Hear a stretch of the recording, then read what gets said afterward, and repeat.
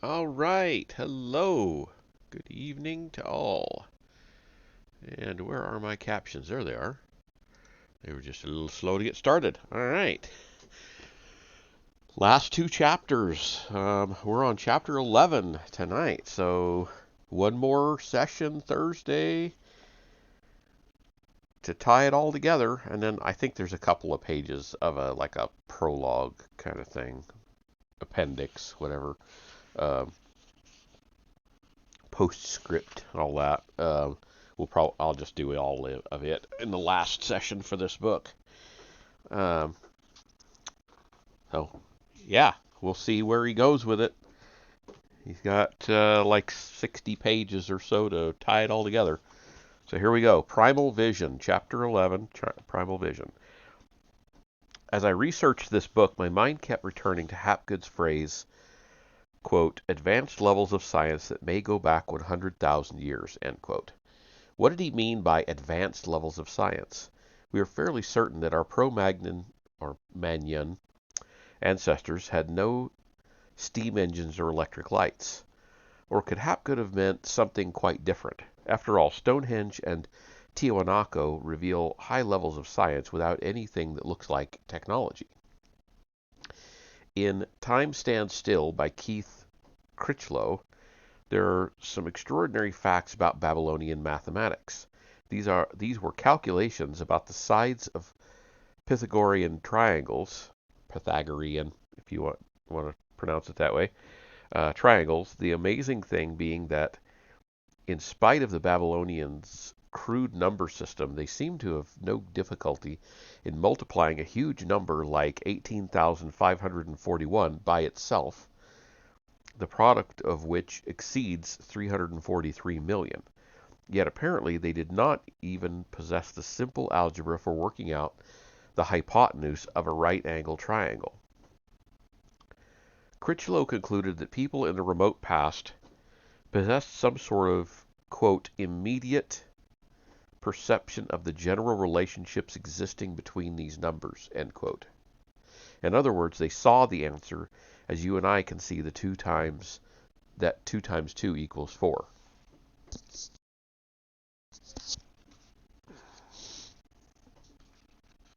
That sounds absurd until we remember the story of 6-year-old Benjamin Blythe, who took only half a minute to work out how many seconds he had been alive, including leap years. A British autistic savant named Daniel Tammet has provided some of the answers, explaining how he can instantly calculate, say, 377 multiplied by 795. He describes how he can see numbers as shapes, colors, and textures. Quote, when I multiply numbers together, I see 2 shapes. The image starts to change and evolve, and a 3rd shape emerges. That's the answer. It's mental imagery. It's like math without having to think. End quote. In short, the work is done by the right side of his brain, the side that deals with shapes and forms. Tammet's powers developed when he had an epileptic attack at the age of 3, an attack that must have damaged the left hemisphere of his brain and transferred dominance to the right.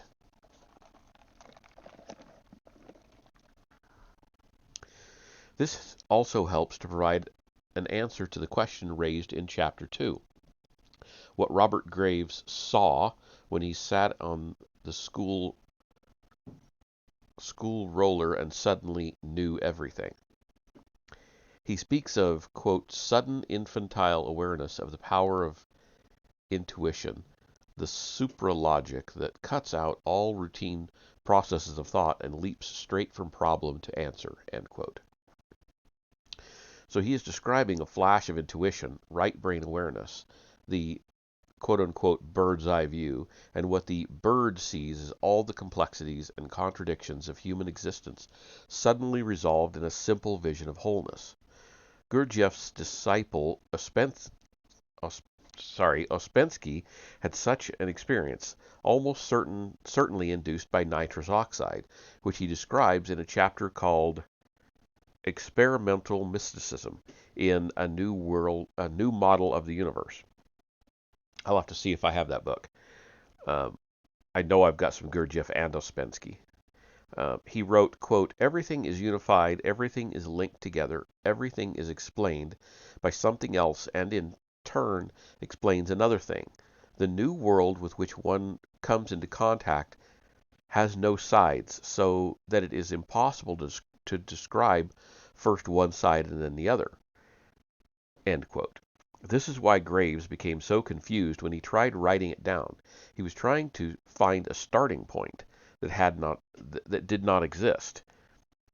And when he persisted, he came down to earth with a bump, and the vision simply disappeared. What is being suggested is that Benjamin Blythe and the creator of the Nineveh number were able to access this bird's eye view at will, whereas modern man is in the same position as Graves after he has come down to earth. Everything is now separate, disconnected. In From Atlantis to the Sphinx, I spoke about the anthropologist Edward Hall, who spent years studying North American Indians, and who tells how one of his students decided to film a group of children in a school playground. After watching this film several times, Hall's students began to sense an underlying beat, and when a rock music enthusiast saw the film, he took a tape from his collection and played it alongside the film. The children seemed to be dancing to the rock music, as if they had been choreographed.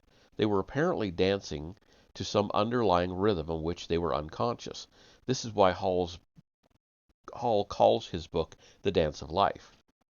And Schwaller de Lubitz declared in his book, Sacred Science, quote, "Every living being is in contact with all the rhythms and harmonies of all the energies in his universe." End quote. In From Atlantis to the Sphinx, I also spoke of a book called The Infinite Harmony by Mike Hayes, in which he explains his own discovery of a connection between music and the DNA code. At the time, neither I nor Mike Hayes were aware that this insight had already been recorded by Dr. Martin Schoenberger, a Jungian, in 1976 in a book called The I Ching and the Genetic Code, inspired by Dr. Mary Louise von Franz, or discussed by the Tai Chi specialist Graham Horwood in his book Tai Chi Chuan and the Code of Life. Never heard of him, and I've heard of most of the major writers in Tai Chi, but that's not relevant. Sorry. Hayes was attending classes on the genetic code at Leicester University, and when he heard that the four bases form into triplet codes called RNA codons in 64 ways, he recalled that the I Ching, or Book of Changes, has 64 hexagrams, or groups of 6 lines, each formed of 2 trigrams consisting of broken or unbroken lines.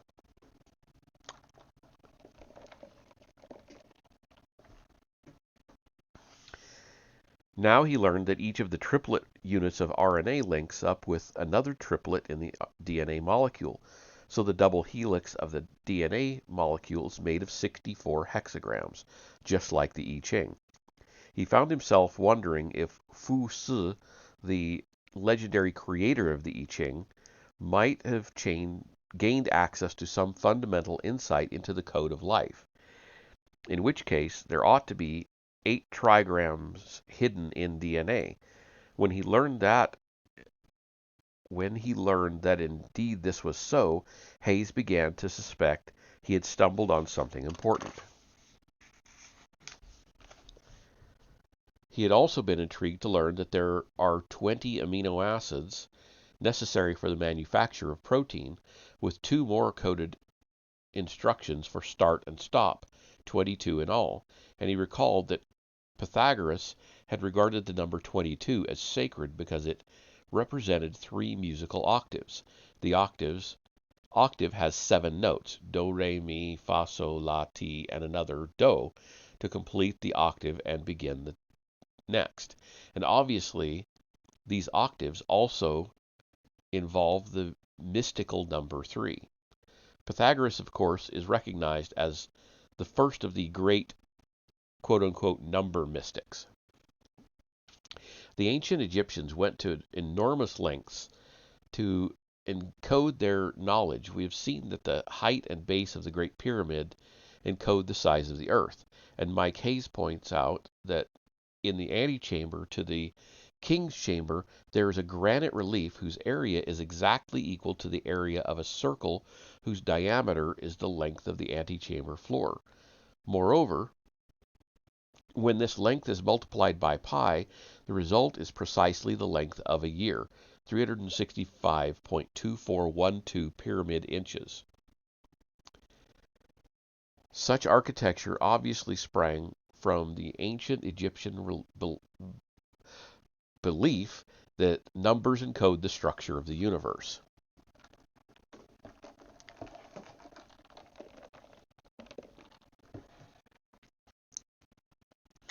As Mike Hayes studied the major world religions, he had become interested in Islam when living in Iran.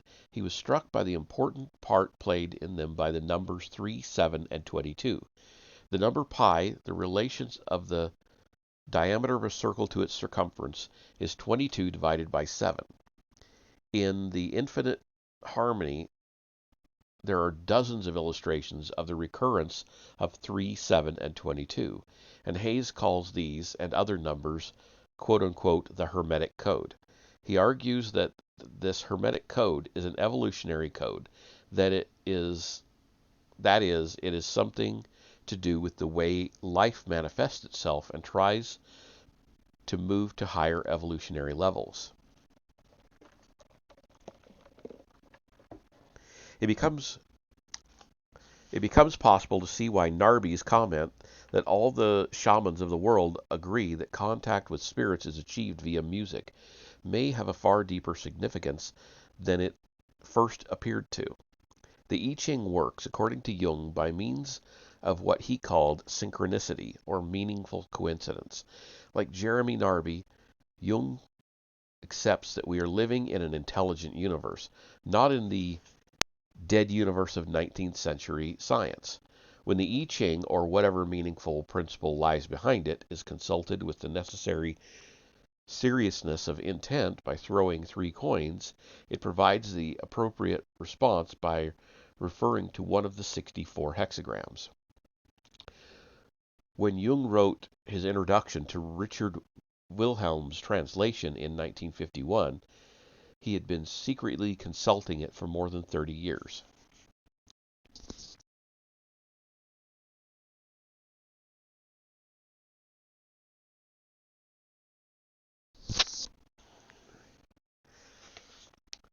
All this begins to offer us some insight into the question of Hapgood's quote-unquote advanced levels of science. In remote times, we can see that if Hapgood had read Narby's book, he would have agreed that the Quirishari's insight into the properties of 80,000 plants qualifies as advanced knowledge, and so does the Egyptian ability to encode the length of the year to 4 decimal points in a square granite relief. What is being implied here by Narby, by Edward Hall, by Mike Hayes, by Jung, and by Schwaller de Lubitz is that nature is full of significances to which we have become blind. It is almost impossible for modern man to understand how he can be blind. We see what is in front of our noses, and we could not see more even if we open our eyes as far as they will go. But there is another kind of blindness which William James describes in his essay, quote, on a certain blindness in human beings. Oh, I guess that's just the title. I don't know why he put it in quotes. Every other title he's put in italics. James recounts how he was being driven in a buggy through the mountains of North Carolina and looking with revulsion at the newly cultivated patches of land, called coves, and reflecting how ugly they were. He asked the driver what kind of people lived here, and the driver replied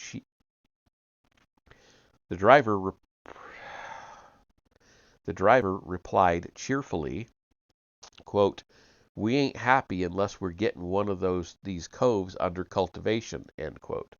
And James suddenly woke up to the fact that these homesteaders regarded each cove as a personal victory and saw it as beautiful.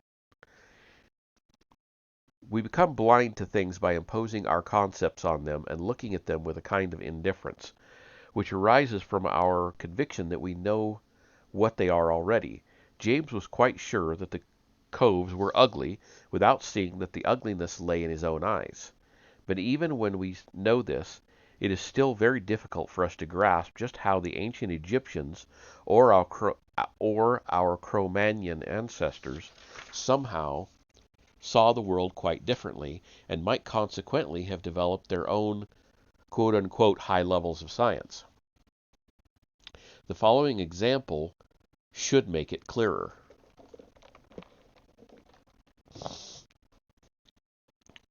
One of the few men to whom this ancient seeing came quite naturally was the poet Goethe, Goethe. I've never known how to pronounce that. So if somebody knows, let me know. And I'm going to say Goethe.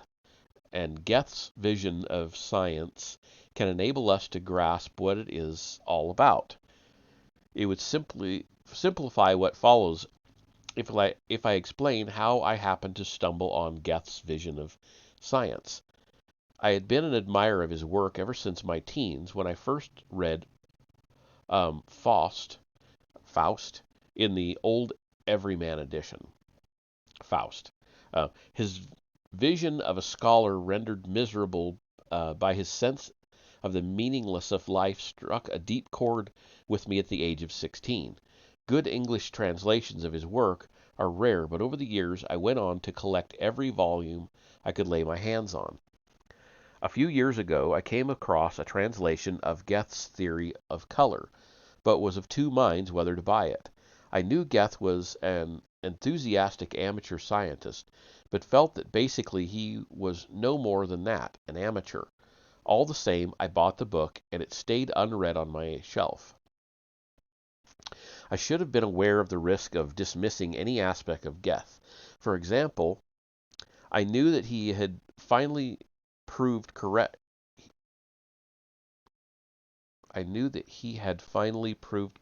About the intermaxillary bone. This is a bone in the upper jaw that holds the incisors, and all animals possess it. But in the 1780s, a famous Dutch anatomist named Peter Camper announced that what makes man quite unique is that he has no intermaxillary bone in his jaw. And Goethe, who was an evolutionist long before Darwin or Lamarck, was sure this had to be nonsense. So he proceeded to search through piles of animal and human skulls and found signs of the intermaxillary bone in man, although it was now little more than a seam uniting the halves. But when he announced this to Camper and other scientists, they dismissed him as an amateur. By the time of Darwin, Goethe was recognized to be right and Camper wrong. However, where color was concerned, I simply could not see how Goethe could question the accepted theory. We were all taught at school that white light actually consists of the 7 colors of the rainbow: red, orange, yellow, green, blue, indigo, and violet. And Newton proved this by a simple experiment. He made a small hole in his blind to admit a narrow beam of light and then passed this through a prism, and the light split into 7 colors. Surely that is quite conclusive. Goethe borrowed a prism and set about repeating Newton's experiment, and he immediately came upon an anomaly. If he looked at the white tabletop through the prism, it did not turn into a rainbow-colored table.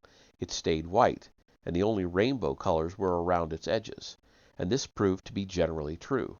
Colors only appear when there was one kind of boundary or edge. Goethe took a sheet of paper in which the top half was white and the bottom half black. When he looked through a prism at the halfway line, he saw the colors red, orange, and yellow run up into the white half, but when he turned intently when he stared intently at the black boundary, he saw that the darker colors of the spectrum are there. Light blue closest to the boundary, then dark blue, indigo, and violet. So the order of the colors does not run in the proper rainbow sequence, red, orange, yellow, green, blue, indigo, violet, but yellow, orange, red, blue, indigo, violet, apparently defying Newton's law. All this led Goethe to what will seem to us a strange conclusion. If you look at the sky on a hot day, it is deep blue overhead and becomes lighter as your gaze travels towards the horizon, where the atmosphere, loaded with light, is thicker. But if you could travel upward in a rocket, the sky would become steadily bluer and darker until it turned into the blackness of space. On the other hand, when the sun is directly overhead, it is yellow. As it moves down to the horizon, its light turns to red.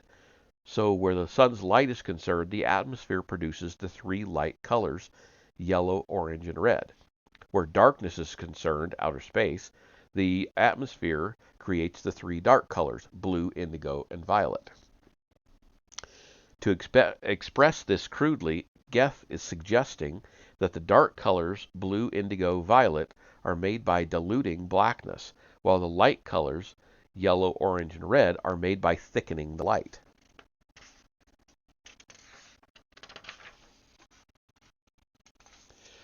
My own reaction when I read all this was a desire to tear my hair and throw the book out of the window.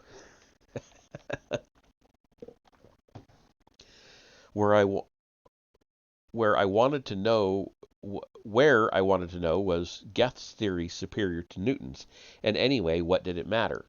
At that point, my friend Eddie Campbell lent me a copy of The Wholeness of Nature, Goethe's Way of Science by Henry Boerthoft, a scientist who had been a pupil of the physicist David Bohm. It looked so difficult that I decided it would take years to read, and I had better buy my own copy, which I then allowed to sit on my shelf for over a year. But when I finally came to read it, I realized that it is among the most important books I had ever bought. Boerthoft's book offered some interesting new facts. To begin with, when Goethe had been observing the colors, he would close his eyes and envisage what he had just seen. He would try to see the colors in their right order inside his head, and would do this until he could conjure it up with as much reality as the actual colors. He was practicing what is described as eidetic vision. For what purpose? Let Boerthoft explain. Quote, when observing the phenomena of color in Goethe's way, it is necessary to be more active in seeing than we are usually. The term observation is in some ways too passive. We tend to think of an observation as just a matter of opening our eyes in front of the phenomena. Observing the phenomenon in Goethe's way requires us to look as if the direction of seeing were reversed, going from ourselves toward the phenomena instead of vice versa. This is done by putting attention into seeing so that we really do see what we are seeing instead of just having a visual impression. It is as if we plunged into seeing. In this way, we can begin to experience the quality of the colors. And after describing Goethe's way of recreating the colors in his imagination, Boerthoft explains, quote, the purpose is to develop an organ of perception which can deepen our contact with the phenomenon, end quote. Goethe called this active seeing, and this, I would suggest, is the difference between modern man and ancient man. Ancient man, because of his closer contact with nature, was far more accustomed to active seeing.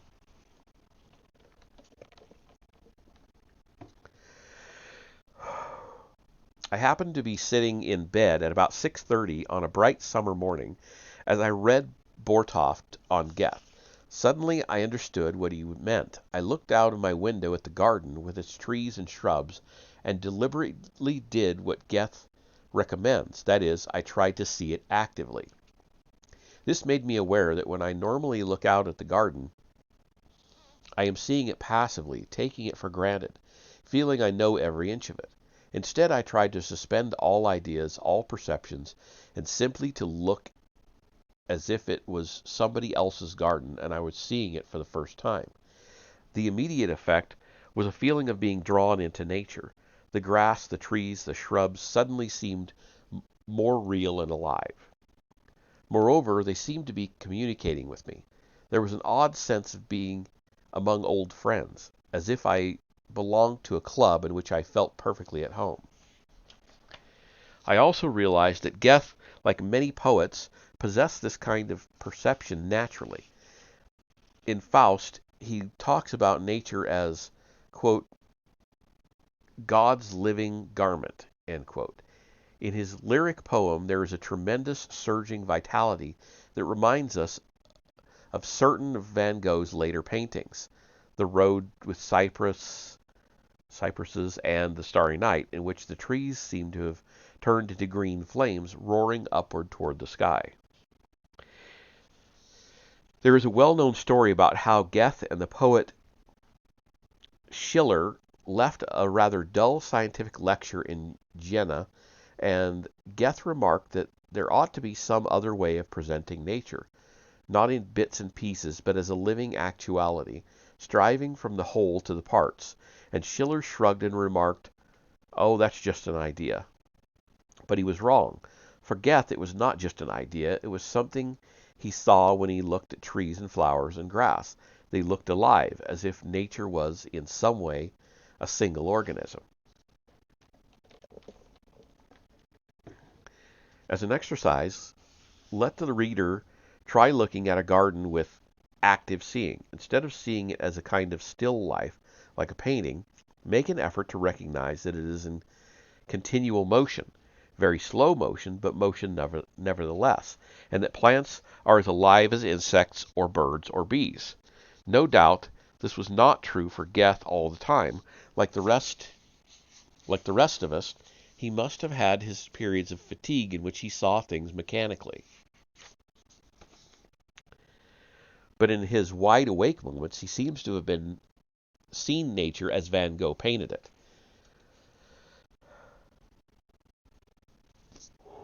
Ooh, excuse me. And as Bortoft recognized, this is not just a matter of making more effort, it is a matter of developing an organ of perception. William Blake said, quote, "If the doors of perception were cleansed, everything would appear to man as it is infinite," end quote. Aldous Huxley quoted it in his book, The Doors of Perception, in which he recorded his experiences with the psychedelic drug mescaline, during which everything suddenly appeared far more real. This is clearly the kind of thing Bortoft is talking about. But if, as Narby implies, the natives of Quirishari still possess this organ, modern man certainly lost it centuries ago. This organ is what the German writer Gottfried Benn called primal vision. How did we lose it? By developing a kind of mechanical perception to cope with the complications of our crowded lives. Wordsworth understood all about it, as he demonstrates in the Imitations of Immortality ode. Intimations of Immortality, sorry. For a child, everything seems new and exciting. Quote, "the glory and the freshness of a dream," end quote. This is because he lives in the present and everything appears sharp and clear. Then, another quote, "shades of the prison house begin to close," end quote, upon the growing youth. As life becomes more difficult and demanding, and by the time he reaches adulthood, he is always in a hurry, and the glory has faded into a light of common day, the light of common day.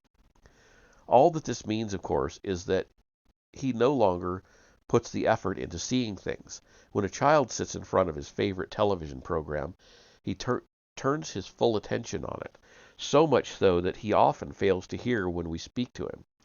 And everyone can remember that delightful feeling of listening to the rain pattering on the windows. The novelist Laura Del Rivo told me she used a roll herself used to roll herself into a ball and say, "Isn't it nice to be me?" And indeed, it is nice to be you, provided you turn your full attention on it and don't permit any leakage. But this is precisely what we do as we grow up. We spread our attention too thin and then accept that diluted version of reality as the real thing. And so the certain blindness sets in.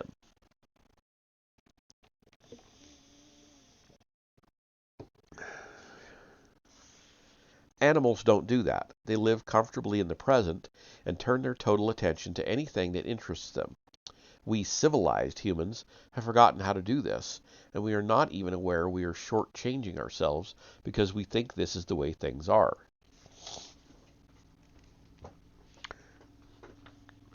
One of the worst effects of this diluted and degraded consciousness is that it fills us with stress and causes us to direct attention at worries that don't deserve it.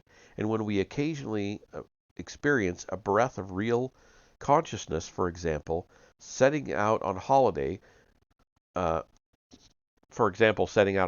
we assume that it is simply due to the holiday and fail to draw the lesson that we habitually misuse our powers of attention. The problem is rather like breathing too shallowly until we begin to suffer from oxygen starvation. That would be me when I'm trying to read.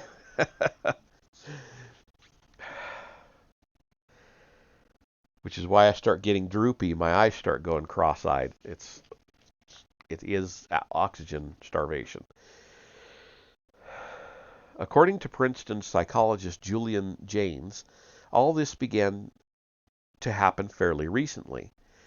In The Origin of Consciousness, in the breakdown of the bicameral mind, Jaynes offers the evidence of split brain research to argue that the consciousness of modern man has contracted to so much that he now lives in only one half of his brain, the left cerebral hemisphere, which is devoted to language, logic, and coping with everyday life. The right half, he claims, which deals with intuitions, insights, and feelings, has become a stranger, and Jaynes suggests that man became a left-brainer as recently as 1250 BC.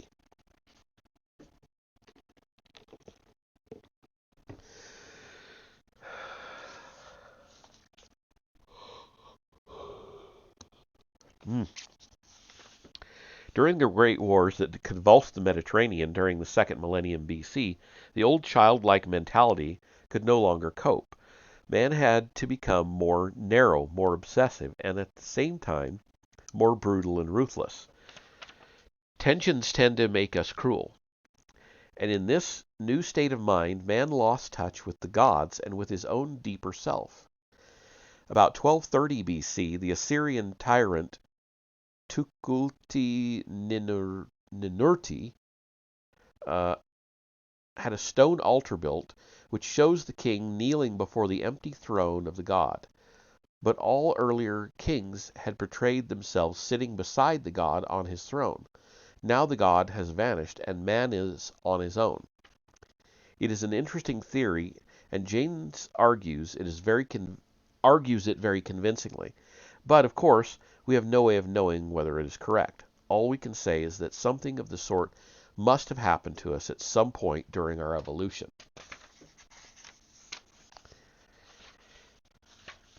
Give me a moment while I breathe and yawn. Ugh.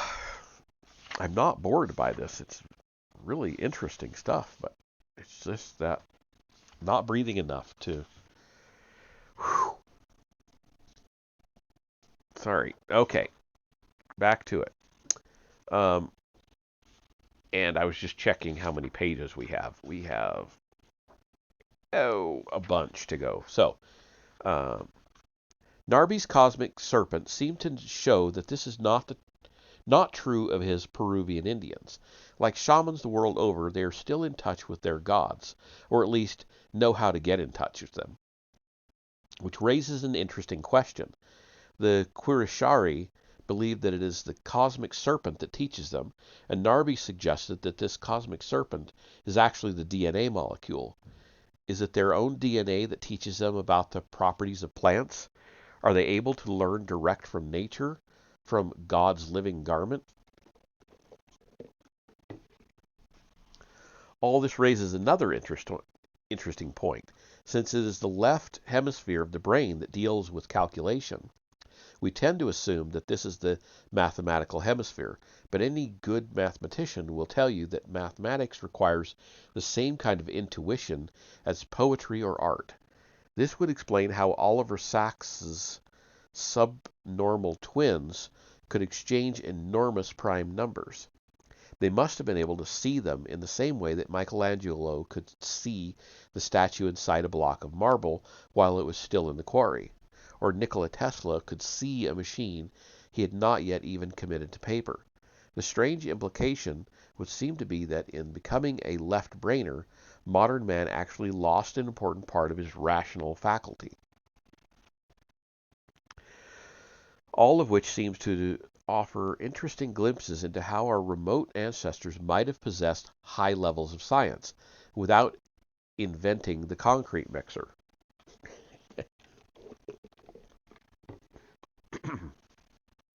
Everything seems to indicate that high levels of science require intuition rather than reason. Any good scientist would agree, but it also seems to suggest that intuition might be able to create higher levels of science than most scientists would be willing to concede. In that case, Hapgood's... damn it! In that case, Hapgood's 100,000-year-old culture with high levels of science might be less paradoxical than we supposed.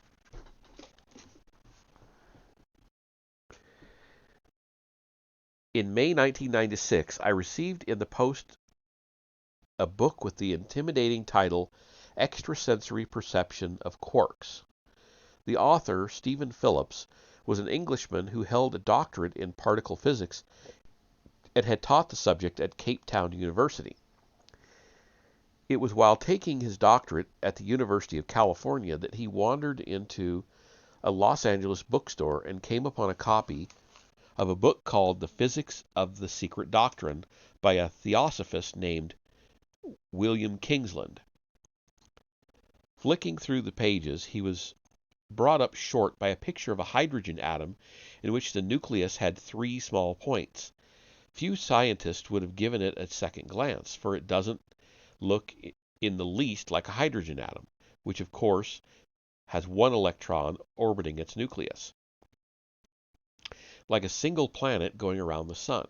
This diagram showed 6 circles joined in 2 triangles, and each circle containing 3 dots. But Phillips knew that the model of the hydrogen nucleus posited by Murray Gell-Mann in 1961 contained 3 particles which Gell-Mann called quarks, and Phillips suspected that quarks themselves may be divided into 3 subquarks.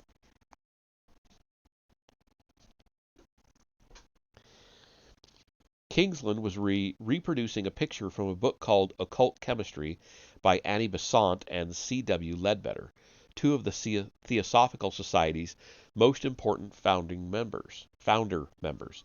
It seemed that through yogic training they believed themselves able to clairvoyantly discern the basic structure of matter. Occult Chemistry came out in 1908. By 1911, Rutherford, and soon after that Bohr, had described the structure of the atom we still accept, with its nucleus and orbiting electrons. So understandably, no scientist took occult chemistry seriously. The very title was enough to make a physicist shudder. But Stephen Phillips was not a typical physicist. He was the son of a Marxist father and a spiritualist mother, and while his father had given him a 4-inch refracting telescope when he was a child, his mother had given him a copy of Madame Blavatsky's The Secret Doctrine, so he had maintained an affectionate interest in theosophy even when he became an expert on superstrings and quarks. Besant and Ledbetter had pursued their researches by concentrating on various elements such as gold, platinum, and diamond, and such compound substances as air and salt. They often saw at first a gray mist, which they were able to magnify until it was seen as points of light, or globes of scintillating points, tossing and waving about as if blown by an invisible wind. Oh, there was a quote there. I missed the beginning of it. But anyway, the points were then seen to be organized in geometrical figures which were always the same in each element. These Besant and Ledbetter called the MPAs, meaning micro psi atoms. These are seen to contain UPAs, ultimate physical atoms, or the ultimate constituents of matter. Interestingly enough, Besant and Ledbetter noted various forms of some atoms such as neon, argon, and krypton. In due course, these would be recognized as isotopes. What is argued with great conviction in extrasensory perception of quarks is that Besant and Ledbetter had not only recognized the existence of quarks, but of even smaller particles. In 1980, when the book was finally published, subquarks were unheard of. Yet in 1996, scientists in Fermilab near Chicago performed experiments which strongly suggested their existence.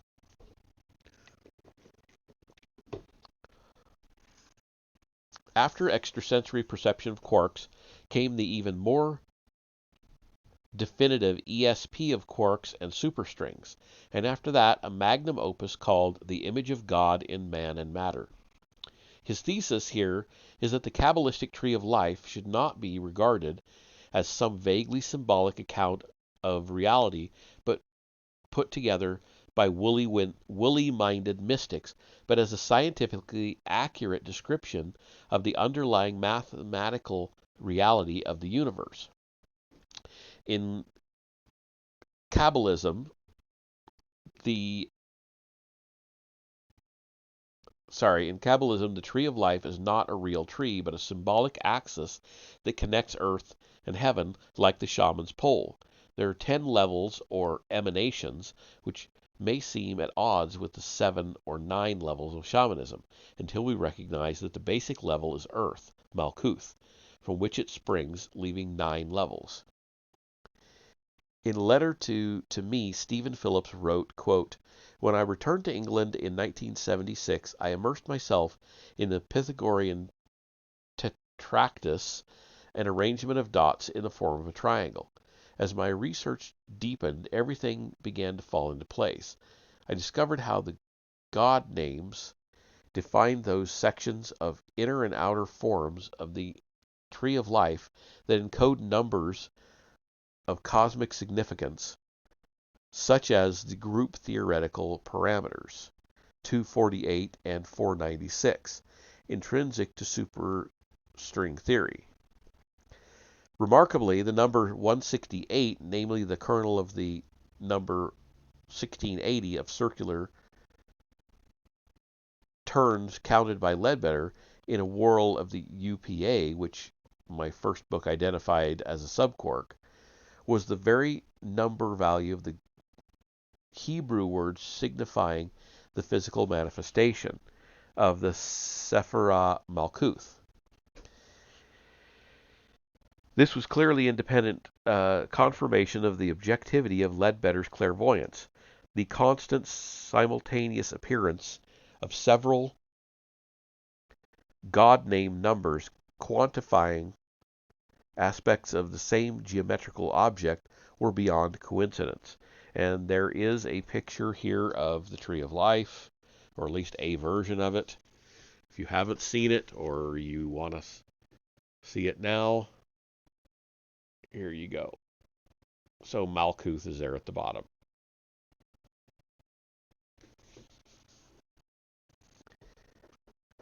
All right.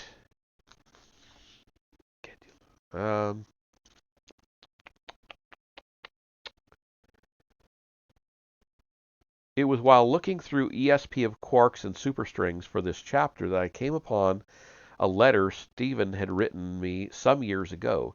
It contained an account of a mystical experience he had had as a child. Excuse me. Quote, I often went to the local park when I was young, not to play, but to watch the insects and birds. At the age of 9, sitting down in a wood and watching the butterflies darting about and ants crawling up blades of grass, seemingly going nowhere, it struck me that here was a world teeming with purposeful activity that went on whatever humans thought about the meaning of life. As I held the thought, the sense of of being separate from the world, began to vanish. Colors and sounds intensified, then lost their significance. I was really all that hive of life, not apart from it. I then felt surrounded by love, or rather, it seemed that it was everywhere, this all-pervading love. I was not experiencing it, for I no longer existed. Images of objects did not register their meaning in my consciousness, for there was only this sea of love. Then I suddenly became aware of being aware. I was back with the insects in the wood. A feeling of exhilaration remained with me for several hours. Whew. All right.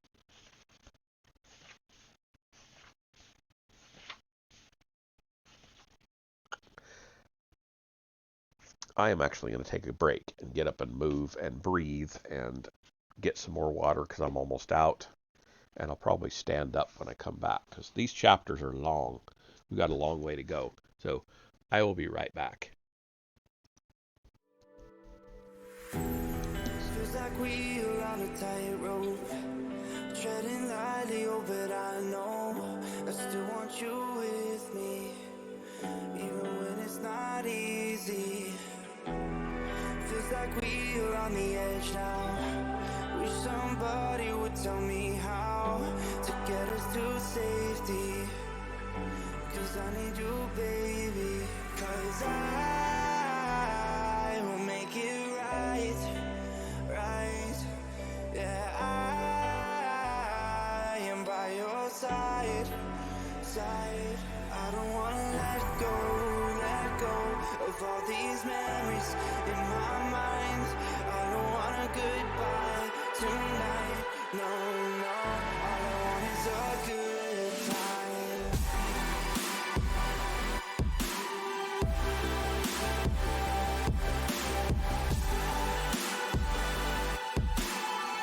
All I want is a good time, time, time.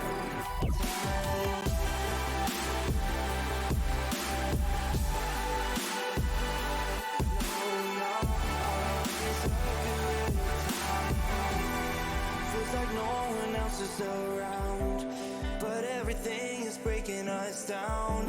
I still need you with me, more than ever now, baby. Feels like this is phasing out now. I know we can mix it up somehow, no matter what you do. Just know I'll always be right next to you, 'cause I will make it right, right. Yeah, I am by your side, side. I don't wanna let go of all these memories in my mind. I don't want a goodbye tonight. No, no, all I want is a goodbye.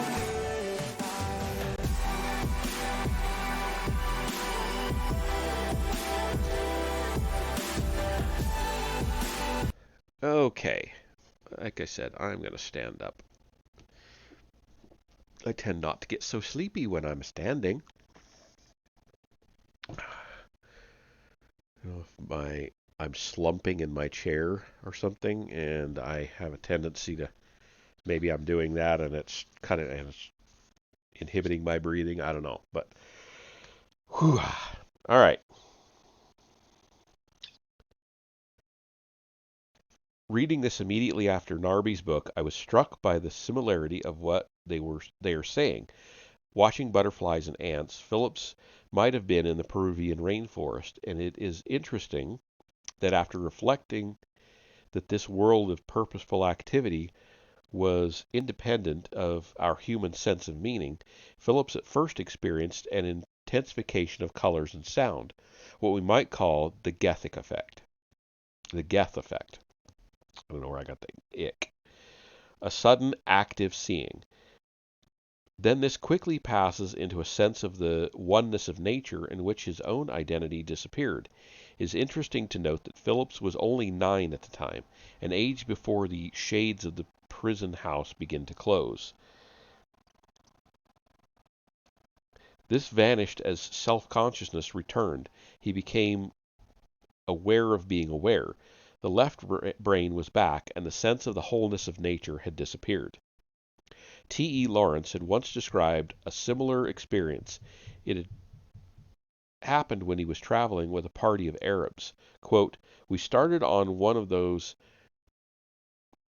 clear dawns that wake up the senses with the sun, while the intellect, tired of the thinking of the night, was yet abed.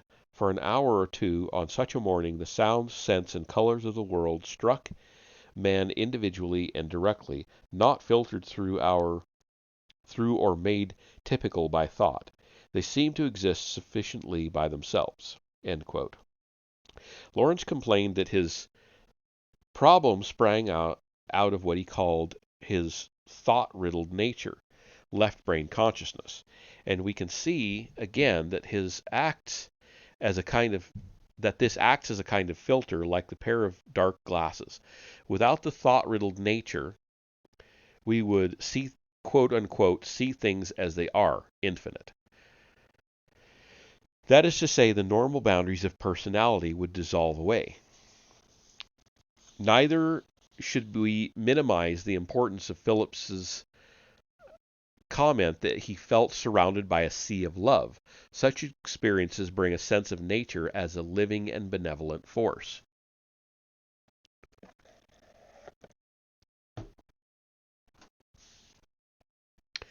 Narby's remarks in the Quashari's familiarity with the properties of 80,000 plants also brought to mind the work of the great Bengali scientist Jagadish Chandra Bose, which I had first encountered in The Secret Life of Plants by Peter Tompkins and Christopher Bird. Bose's most remarkable achievement was to show that there is no hard and fast line between living and non-living things. Bose, the son of an Indian civil servant, was born in 1858 and proved to be such a brilliant student that his father sent him to England to study physics, chemistry, and botany at Cambridge. But when appointed professor of physics at Calcutta, he ran into the kind of prejudice he was to encounter all his life, the jealousy of colleagues, Indian as well as white, who wanted to see him kept in his place. He taught without salary for several years until his obvious brilliance caused the authorities to relent. He went on to demonstrate his genius as a physicist by transmitting radio waves before Marconi. He was invited to England to lecture to the Royal Institution, and the acclaim was so great that the Royal Society recommended a government grant of £40,000 to enable him to set up a research laboratory. Yet once again the envy and backbiting of Indian colleagues blocked him. It was in 1899 that Bose noted an odd fact, that if he overworked his metal coherer for receiving radio waves, it became less efficient. Yet if he allowed it to rest, it recovered. Bose began to study the boundary between living and non-living things, especially metals. When Sir Michael Foster, Secretary of the Royal Society, came to visit him, Bose showed him a graph. The eminent scientist looked disappointed. Quote, "What's new about this? It's been known for half a century." End quote. "What do you think it is?" asked Bose. "Why, a curve of muscle response." "Pardon me," said Bose, "but it is the curve of metallic tin." "What?" shouted Foster, incredulously, leaping to his feet. Bose went on to show him similar results with other metals like iron and copper. He also demonstrated that metals seem to have memory.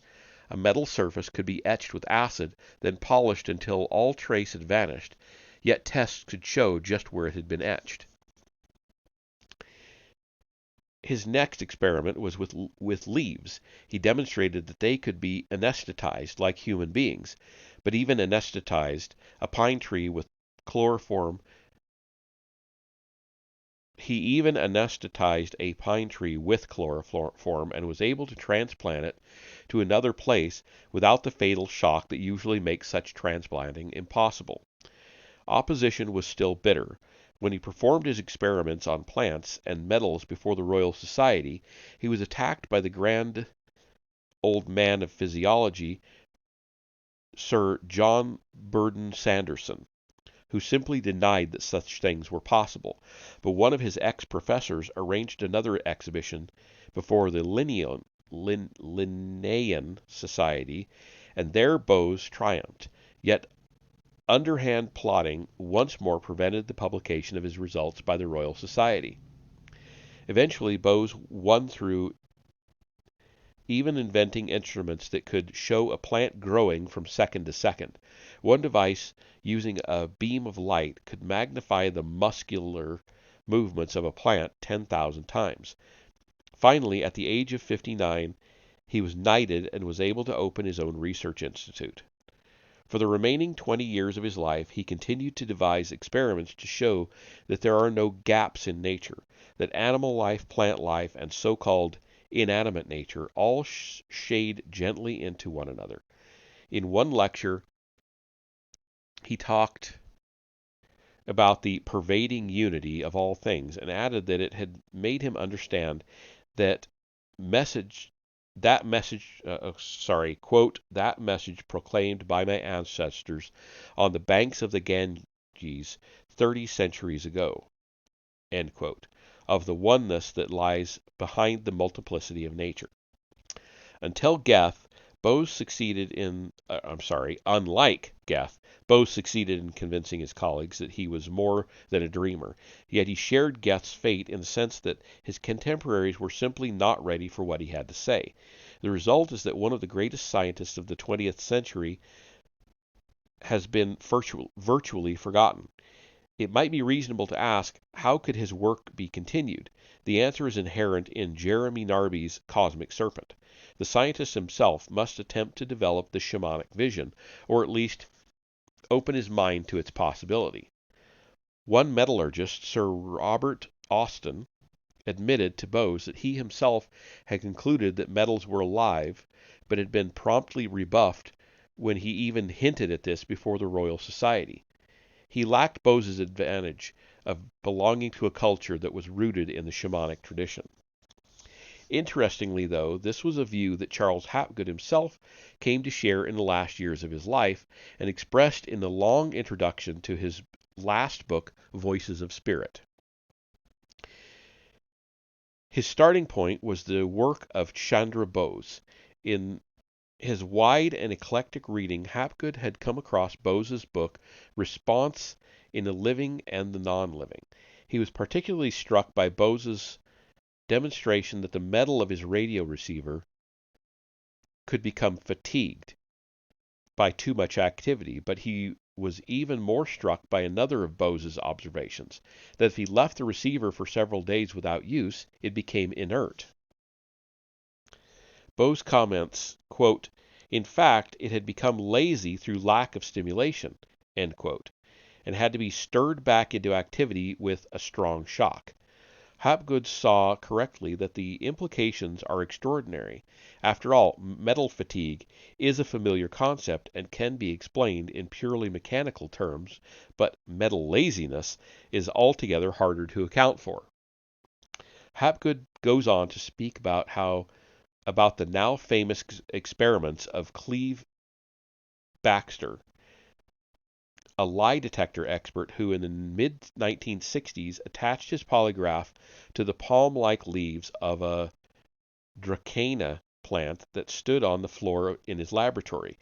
He wanted to see if the plant would show less electrical resistance as it sucked up water. To his surprise, it showed more, just like a human being receiving stimulation. He decided to try burning the leaf with a match, and was startled to see the pen sweep upward on the graft before he struck the match. The plant had apparently read his mind. This was verified when he struck a match with no intention of burning the leaf, and the plant showed no reaction. He discovered that the plant registered alarm if a dog passed by, and that it registered shock if he dropped live shrimps into boiling water, and appeared to faint for a few seconds. It even reacted to the dried blood of a cut finger. Baxter had proved that plants have consciousness. Hapgood goes on to mention, tell that to the vegans and the vegetarians. They don't care. Hapgood goes on to mention the experiments of the Reverend Franklin Lohr, who worked with the parapsychologist J.B. Rhine at Duke University and demonstrated that plants at which a group directed prayers grew better than plants that were ignored. Ominously, the plants that were prayed against grew poorly and often died, apparently proving the efficacy of black magic. Hapgood, always a practical scientist rather than a theoretician, decided to repeat these experiments at Keene State, except that instead of praying, the students were instructed to direct emotion, positive or negative, at the plants. Again, the plants that were exposed to love did better than those that were ignored, while plants exposed to hate did very poorly. Hapgood's students worked alone, and this led him to an interesting discovery. One very beautiful girl complained that she was unable to influence the growth of plants by love, but she was very successful in killing those she directed her emotions against. As he got to know her better, Hapgood understood why. She was an emotionally negative girl, far better at hate than love. Quote, she could let loose the whole of her psychic force against, but not for, the wretched little seeds, and they didn't have a chance. I got the feeling that in olden times she would have made a very good witch. End quote.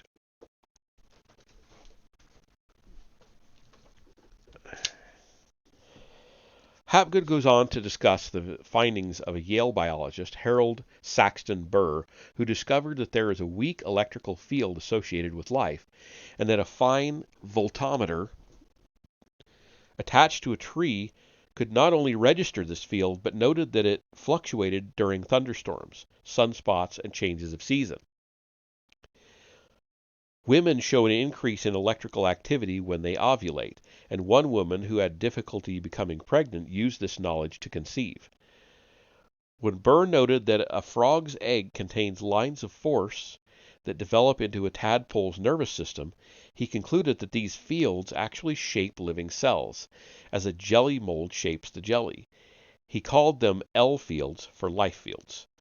Burr also discovered that his refined voltmeter could detect cancer in patients, often early enough for the malignancy to be removed before it could develop. Hapgood points out that Burr's life fields, quote, display all the attributes of what we call purpose, intelligence, spirit, end quote. He might, for example, have cited the example of the microstomum flatworm, described by the zoologist Sir Alister Hardy. It eats a polyp called Hydra for the sake of its stinging capsules. These bombs are designed to discourage predators, but they fail to explode when swallowed by the microstomum. And when the Hydra has been digested, the bombs are picked up in the lining of the flatworm's stomach, passed on to another set of cells which carry them like boulders laborers to the flatworm's skin, where they are mounted pointing outward like cannons. Moreover, the flatworm eats the Hydra solely to steal its armory. When it has enough capsules mounted on its skin, it will not touch a Hydra even if starving. Clearly, an unconscious yet purposeful force is involved here. A follower of Burr named Edward Russell made an equally remarkable contribution. He noted that the hypnotist Leonard Ravitz had been able to measure the depth of a subject's hypnotic trance with the aid of Burr's voltometer. This showed that the L fields of the body can be affected by the mind. Ravitz had also observed that L fields of mentally unstable people may register the disturbance before symptoms show themselves. Edward Russell pointed out that since thought fields, or T fields, can affect the life fields, thought must in some sense control the life fields, and this, as Hapgood pointed out, amounts to saying that thought is the primary force in the universe, quote unquote. Hapgood arrived at the conclusion that materialistic science is, in some sense, holding things upside down. Thought is not some kind of emanation of matter, but a prime cause behind matter. In effect, Burr and Russell had demonstrated the primacy of spirit, or mind, or whatever one chooses to call it.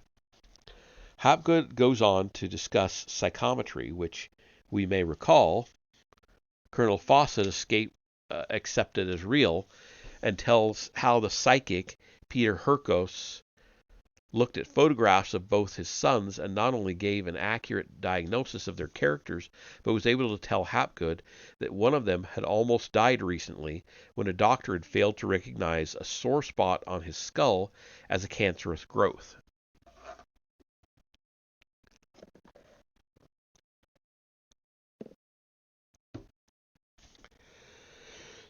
Hapgood's viewpoint was moving steadily closer to the shamanic, as epitomized in Manuel Cordova and Jeremy Narby, and this led him to some extremely interesting reasoning. He asked himself whether the rain dances and corn dances of the Indians are superstition, or are they genuinely effective? Hapgood reflected, quote, "Our human ancestors have had roughly our own level of intelligence for at least 200,000 years, and probably for 10 times as long." End quote. He had watched Taos Pueblo Indians in New Mexico dancing for hours in the blazing heat and reasoned that if it was really superstition and wasted effort, they would have discovered this a long time ago. And now his own experiments concerning the power of prayer on plants had demonstrated that plants could be affected by the human mind.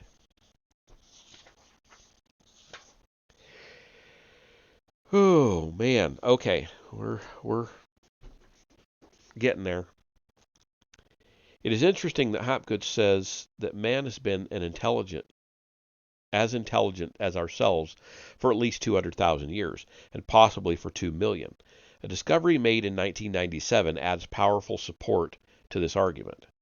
Exploring the ancient lake bed at Matamenge on the island of Flores, which is east of Java and Bali, a group of paleoanthropologists from Australia found stone tools.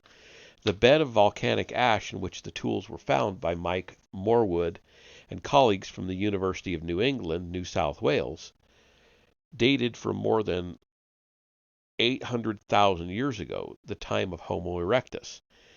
Animal bones from nearby gave the same date. What was unusual is that Flores is a relatively small island and was not known to be a site of ancient man. The nearest such site is the far larger island of Java, the home of Java man, who also belongs to our earliest ancestor Homo erectus.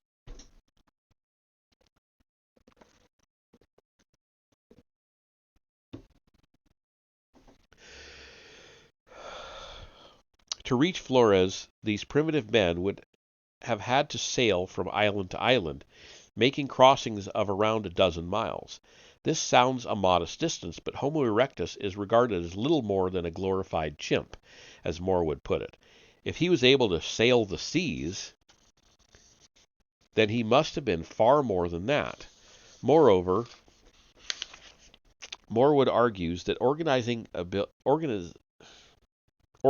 ability required by a fairly large group to cross the sea suggests that Homo erectus possessed some kind of linguistic ability. Excuse me. In other words, ancestors of nearly 1 million years ago were intelligent enough to collaborate on the building of rafts, and if they had not yet developed the ability to communicate linguistically, then we have to suppose some intuitive direct communication, some form of telepathy, all of which seem to reinforce Hapgood's speculation about the unexplored possibilities of the human mind. Now Hapgood had had a curious experience when he was sitting with his friend Ivan Sanderson, the zoologist, in the garden of Sanderson's home. The conversation turned to dissolving clouds, and Sanderson pointed at a large cloud overhead and asked Hapgood to demonstrate. Quote, "This put me on the spot," said Hapgood. "It would be humiliating to fail," end quote. So he decided to try with a much smaller cloud. He concentrated on it, willing it to dissolve. For a few minutes, nothing happened. Then the cloud thinned and vanished. Claiming it was just coincidence, Sanderson asked him to try again, and Hapgood, to his own surprise, dissolved 2 more clouds. That encouraged his train of thought about primitive people. For years now, Hapgood had been battling against some large black ants that invaded his kitchen every spring. One day, as he was thinking of buying ant poison, he found himself wondering why not try communication. So he sat there talking to them in a friendly tone, stressing that it was in their own interest to go away. The next mornings the ants had gone. Later, when more ants appeared, he got rid of them the same way.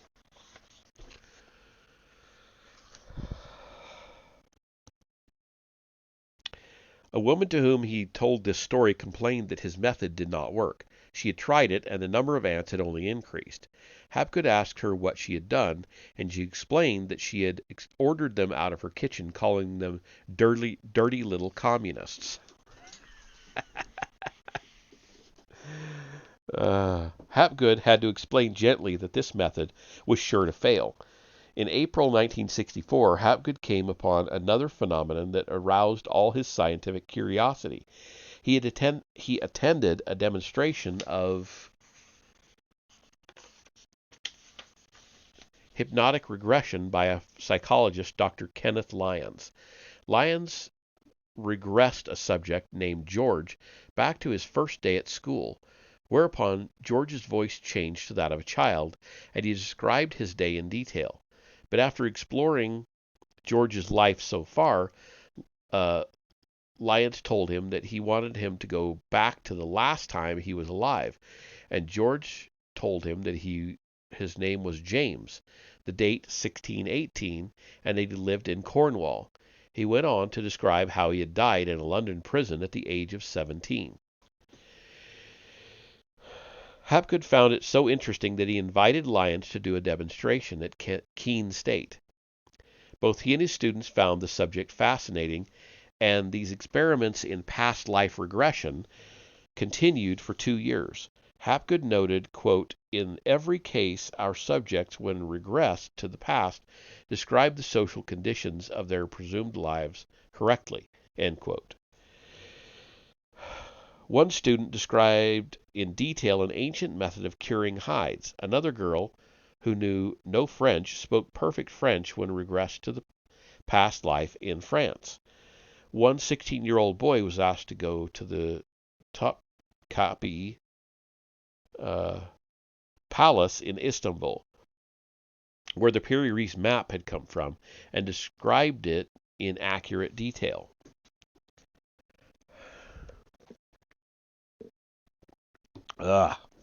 Sorry. Hapgood now found himself wondering whether, if people could be regressed to the past, they could be sent forward to the future. The results were remarkable. A student named Jay was told to go forward to the following Wednesday.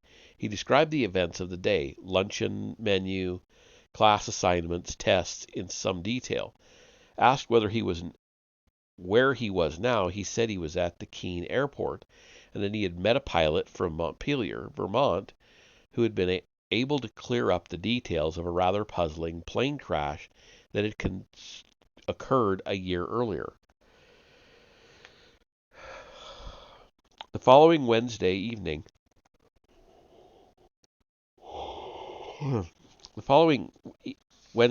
Hapgood asked Jay about his day. Jay said that he had been to the Keene airport and described how he had met the flyer from Montpelier who had given him an account of the crash. The remaining details of Jay's day, assignments, etc., corresponded closely to what he had said the previous Sunday. Another student named Henry was progressed to the following Thursday. He explained that he was going to nearby Brattleboro to get drunk and was going to borrow a friend's car. Progressed a few hours further, he described how he was drinking in a diner with two women who were making improper advances to him and criticizing their husbands, but he declined to repeat their remarks, obviously finding them too embarrassing. He described how he had finally arrived home at 2 a.m. and wakened up the household when the dog barked. The following Friday, Hapgood saw Henry in the student union and said, quote, "I know where you were last night," end quote. "I bet you don't," said Henry. "You went to Brattleboro." Henry looked surprised. He was even more surprised when Hapgood told him whose car he had borrowed and how he had gone to a diner and met two women. Quote, "You don't know what they said," end quote, he asked in alarm, and Hapgood laughed and said, "No, you refuse to tell us," end quote. Henry also confirmed that he had arrived home at 2 a.m. and that the dog had awakened the household. The implications of these hypnotic experiments are far more startling than those of the others described. Hapgood had argued, quote, "A field is not dependent on the material it organizes. A magnet may attract iron filings and form them into a pattern. If the filings are then thrown out, the new filings substituted, the magnet organizes them in the same pattern."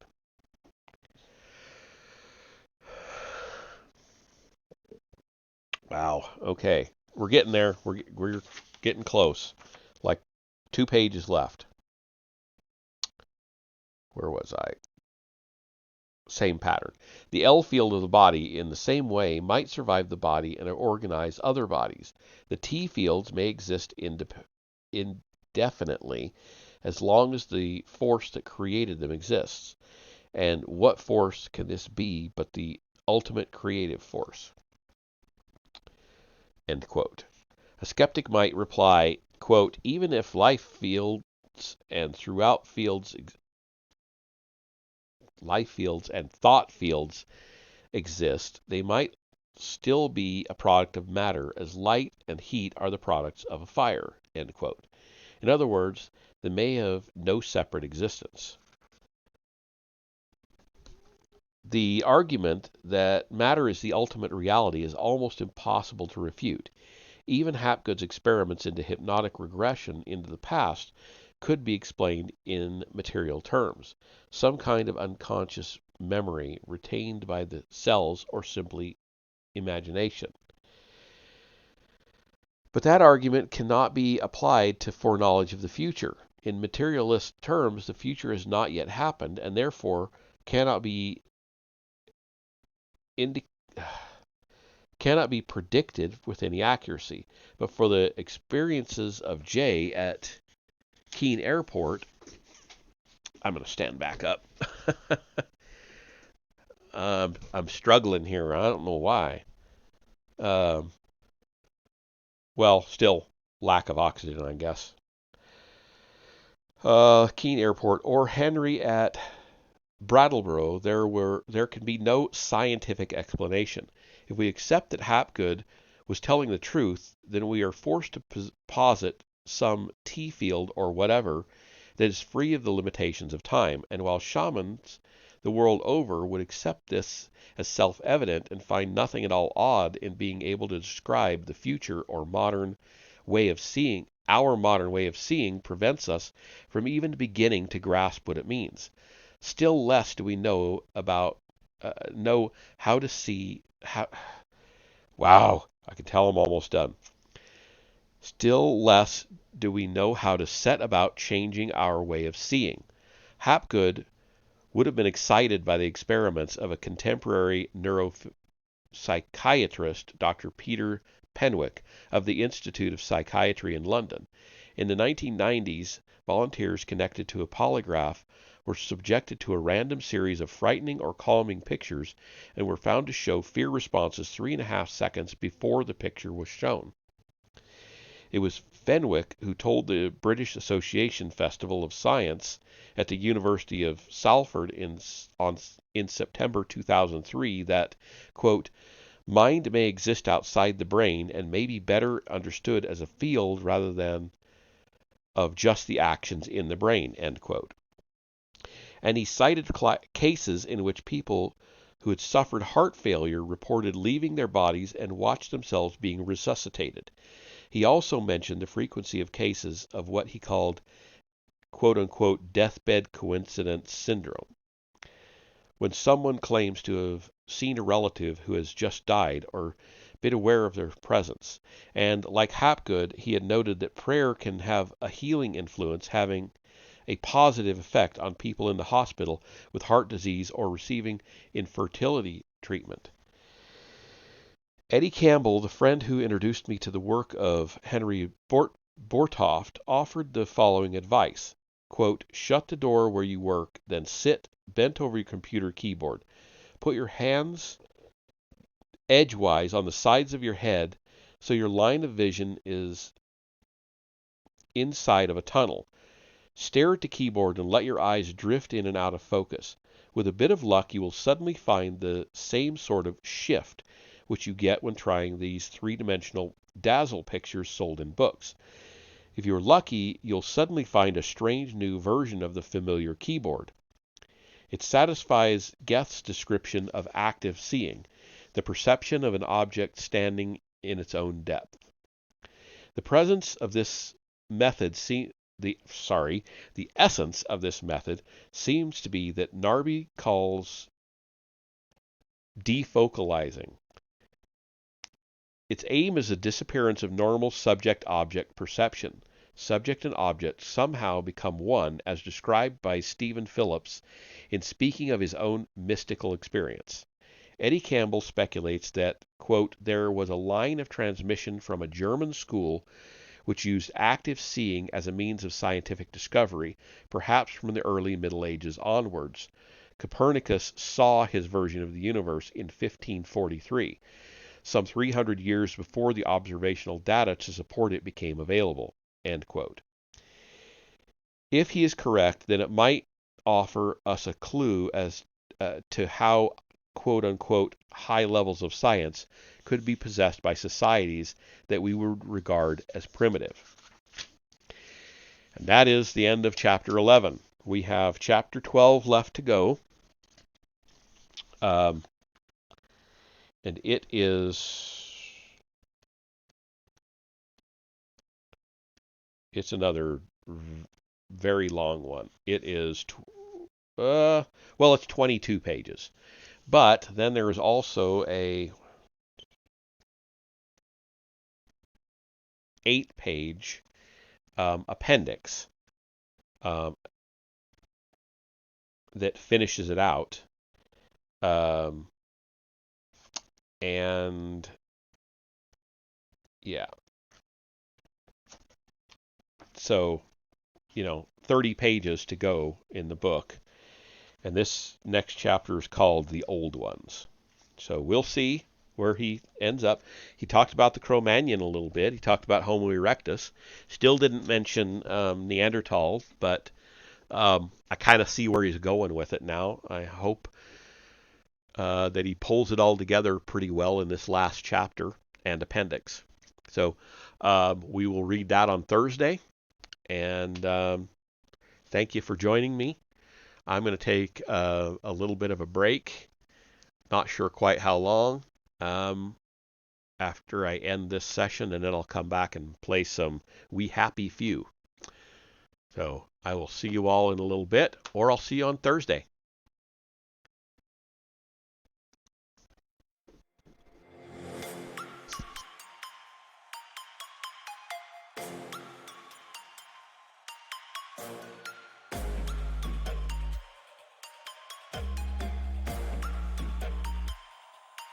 Prepare to die.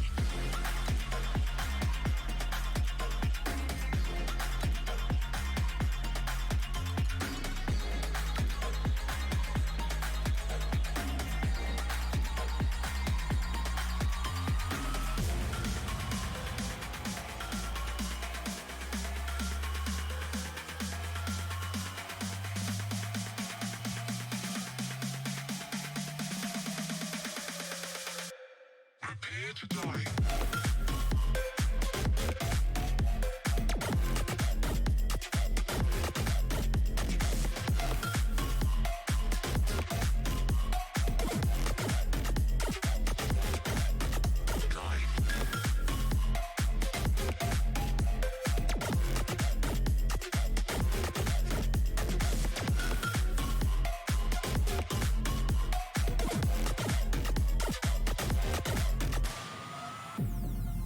Welcome to a whole new world. Your planet is now under mid-rangers' control. Humanity will be exterminated. If you hear this message, do not try to leave. Do not try to fight. Do not try to resist. You will be eliminated.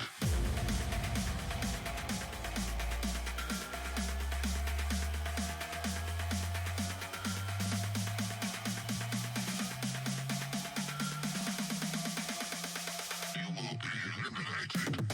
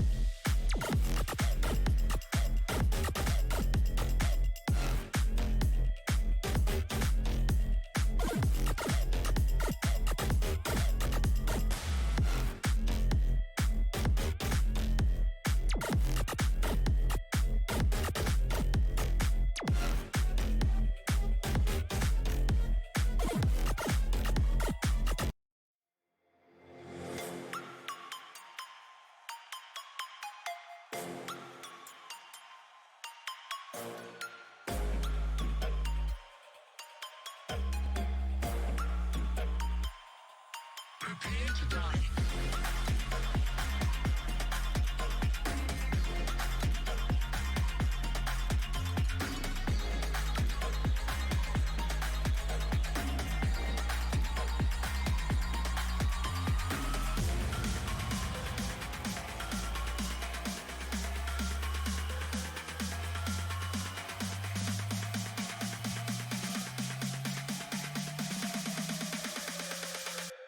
Prepare to die.